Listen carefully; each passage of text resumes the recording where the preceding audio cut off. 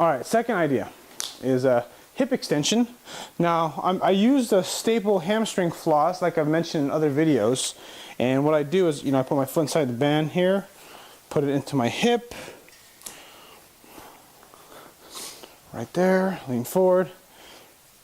It's always good to have something to hold on to kind of help hold you down or lean into if you can't touch the ground, and you just floss, right? So that's pretty simple, right? Stretching out the hamstring and the hamstring, hip, distracting the femur. One thing I came up with while I was there, because I still did this too, but then the other thing I also did was doing a hip extension movement where I went from here. So I'm doing think of it as me doing a one-legged deadlift.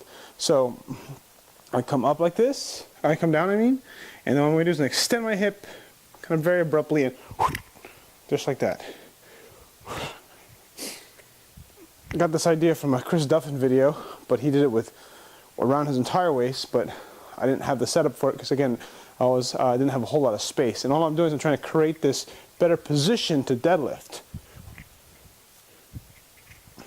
And then, of course, I did both sides. I think this one actually helped me quite a bit, because you have to remember that when you're moving near max weights, when you're moving max weights and you're moving really fast, and it's very easy to get out of position. And when you're out of position, you don't have the leverage or the force capacity necessary to move the weight as well, so it makes exercises hard. Think about a squat. When the bar path goes down and you're squatting and the bar path goes down, you start to lean too far forward, the bar path gets messed up. So that's the same idea here. When you have max weights on the deadlift, sometimes your hip will shoot up, and it will shoot up too quickly, making your lower back work a little harder than it should at certain moments of the deadlift. So by doing this will kind of make it set up so that you have a little bit more error room, more options, because all we're doing is trying to create more options.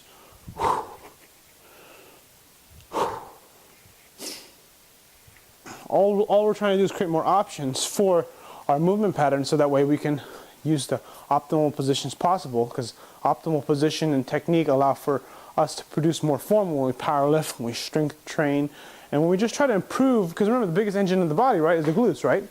Glutes, hamstrings, hips. So we want to make sure that the femur and the pelvis and all the tissues around there are moving correctly. And by using the band, like I showed here, it's going to allow the muscles to fire when they should. And I guess a better way of explaining it would be, you create, because that's basically what stretching does, but what we're doing is we're trying to mobilize the path of least resistance that is optimal for producing the most amount of force and getting the most out of your body. So that's my video. Hope it was helpful. Give it a try. Leave a comment below if you have a question, and thanks for watching.